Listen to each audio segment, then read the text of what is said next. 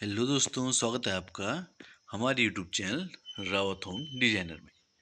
आज दोस्तों हम सीखेंगे कि किस प्रकार से वास्तुशास्त्र के अनुसार ऊर्जा का संचार होता है। यहाँ पर दोस्तों हम नॉर्थ पोल, साउथ पोल भी देखेंगे और साथ ही साथ ग्रह भी देखेंगे, किस तरीके से हमारे वास्तुशास्त्र को प्रभावित करते हैं और किस तरीके से हमारा वास्तु बनता है। सबसे पहले दोस्तों हमें पता होना चाहिए कि वास्तुशास्त्र में पंच तत्व विलीन होते हैं और पंच तत्वों को संतुलित करने को ही वास्तुशास्त्र कहा जाता है। इन पंच तत्वों में होते हैं दोस्तों अग्नि, जल, वायु, भूमि और आकाश। इन पंच तत्वों को ही साधने को वास्तुशास्त्र कहा जाता है। और जब हम इन पंच तत्वों को अपने घर में साध देते हैं तो हमारा घर वास्तुशास्त्र के अनुसार बन जाता है। ये दोस्तों हमारी सभी चीज़ों को प्रभावित करता है। ये हमारी जॉब को, हमारी लव लाइफ को, हमारी फैमिली को, हमारी हेल्थ को, हमारे करियर को और सभी प्रकार से जो भी हमारे जीवन में होता है उन सभी चीज़ों को वास्तु प्रभावित करता है। इसलिए हमें वास्तु को डिटेल में समझने की ज़रूरत है और उसी के अनुसार अपने घर को बनाने की ज़रूरत है। यहाँ पर दोस्तों सभी चीज़ों के बारे में हम समझेंगे कि किस तरीके से वास्तु सभी चीज़ों को प्रभावित करता है। सबसे पहले हमारे पास एक प्लान आ रखा है, मतलब कि एक प्लॉट का साइज़ देख सकते हैं। अगर हमारे पास स्क्वायर शेप का प्लॉट रहेगा तो देखते हैं उसमें डायरेक्शंस हमारी किस तरीके से रहेंगी। ये दोस्तों हमारी सबसे पहले फ्रंट साइड में साउथ दिखाई दे रहा है हमें। अपोजिट में आ गया हमारा उसके नॉर्थ, नॉर्थ के राइट हैंड साइड पे ईस्ट और ईस्ट के अपोजिट आ गया हमारा वेस्ट।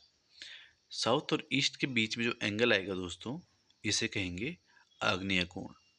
आग्नेय कोण दोस्तों अग्नि से संबंधित रहता है। यहाँ पर हम अग्नि से संबंधित चीज़ों का निर्माण कर सकते हैं। लेकिन यहाँ पर ध्यान देने वाली बात है दोस्तों कि आग्नेय कोण का हमारा एक विशिष्ट स्थान है। कई बार हम जो हमारा स्पेस है, आकाश, वहाँ से लेके आग्नेय कोण को बाहर की तरफ लेते हैं, लेकिन वो गलत हो जाता है।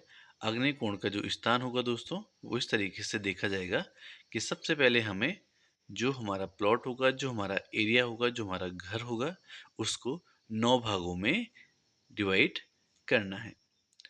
उसमें हमारे 3 स्क्वायर तो हमारे उसकी लेंथ में होंगे और 3 स्क्वायर हमारे उसकी विड्थ में बनेंगे। इसके अकॉर्डिंग हम उसे 9 स्क्वायर में डिवाइड करेंगे, जिससे कि हम आसानी से घर का वास्तुशास्त्र देख सकें। साउथ और ईस्ट के बीच में जैसा कि बताया था आपको, यहाँ पर वीनस ग्रह होता है और ये साउथ ईस्ट कोण होता है जो कि अग्नि कोण रहता है।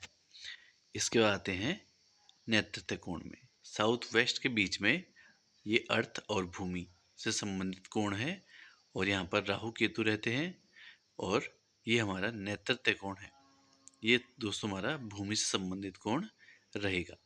कंप्लीट साउथ पे आते हैं तो हमारे मार्स, मंगल रहेगा।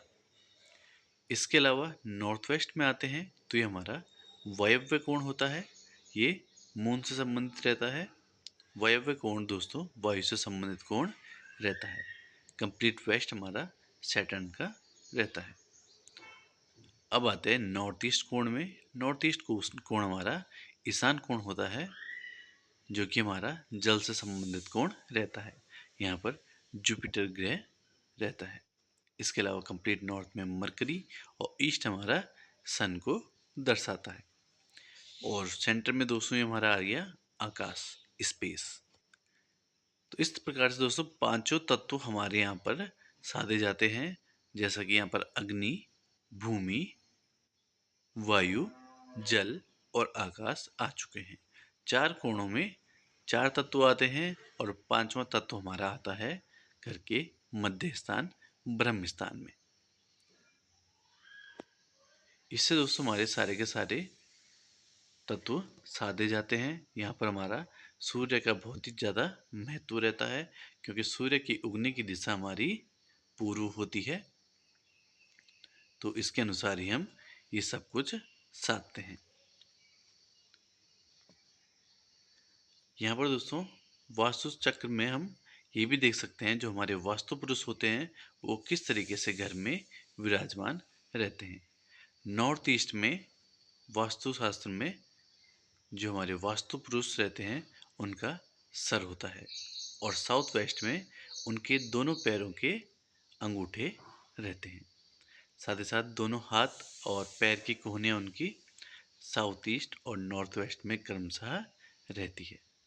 उनके जो दोस्तों कंधे होते हैं वो नॉर्थ और ईस्ट में रहते हैं। साथ ही साथ जो हमारे घुटने आ जाएंगे, ये घुटने और पैर के अंगूठे के बीच का स्थान हमारा साउथ और वेस्ट में रहेगा, और जो नाभि होगी वो वास्तुशास्त्र की हमारी घर के मध्य स्थान में आएगी, जो कि हमारा वास्तु चक्र का स्थान रहता है। इस तरीके से दोस्तों वास्तुशास्त्र बनाया जाता है और ये हमारे सभी चीज़ों को प्रभावित करता है। आज के लिए दोस्तों वीडियो में इतना ही। मिलते हैं आपको नेक्स्ट वीडियो में, तब तक के लिए दीजिए इजाज़त। धन्यवाद।